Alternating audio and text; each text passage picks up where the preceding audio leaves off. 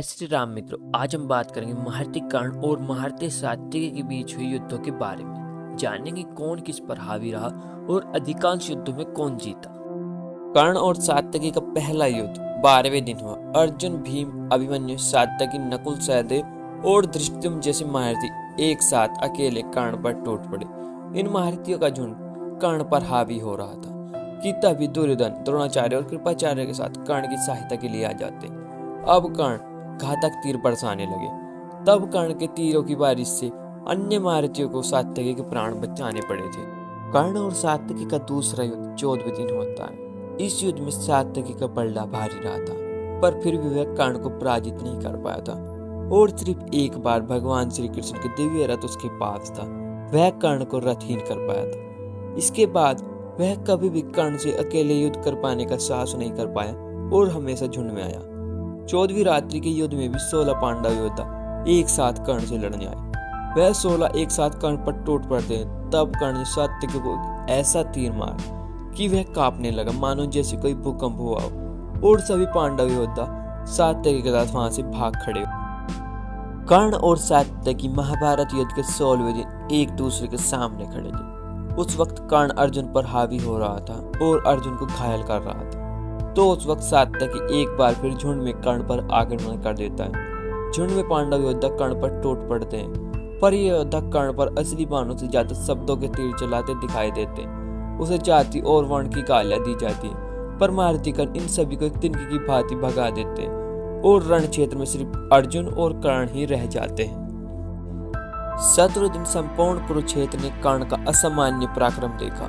अर्जुन, भीम जैसे योद्धाओं की जो दुर्दशा हुई उसे इतिहास जानता है। कर्ण ने युधिष्ठिर को बंदी बनाने के लिए पांडवों के गरुड़ व्यूह पर आक्रमण किया। इस गरुड़ व्यूह की रक्षा सभी पांडव महारथी कर रहे थे।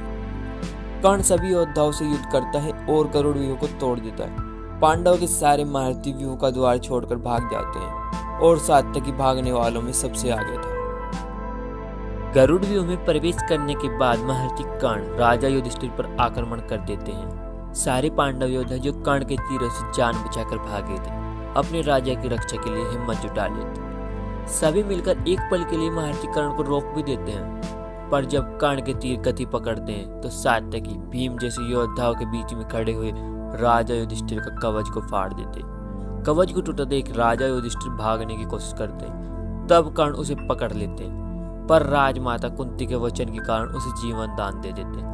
जब राजा युधिष्ठिर के साथ ये सब कुछ हो रहा था, तब कथाकथित महारथी सात्यकी पीठ दिखाकर भाग रहा था। कुरुक्षेत्र युद्ध में कर्ण सात्यकी से लड़ रहा था तो दुर्योधन धृष्टद्युम्न से। जब कर्ण ने पाया कि दुर्योधन संकट में है तो सात्यकी को बुरी तरह पीट दिया। इस युद्ध के दौरान जब सात्यकी कर्ण से जीत नहीं पाया तो उसने युद्ध के नियमों के विरुद्ध जाकर कर्ण की पीठ पर वार किया। इसके बाद सात्यकी के साथ जो हुआ, सात्यकी और 12 पांडव महारथी रण क्षेत्र में जहां भाग कर जाते, कर्ण वहां जाकर उनसे युद्ध करता और उन्हें वहां से भगा। 8वां युद्ध के 17वें दिन सात्यकी, भीम, धृष्टद्युम्न, नकुल, सहदेव, द्रौपदी के 5 पुत्र जैसे 12 योद्धा कर्ण से अनेकों बार युद्ध करते हैं और पराजित हो जाते हैं। इन सभी को हराने के बाद कर्ण पांचाल, चेदी और मत्स्य की सेना का विनाश करते हैं।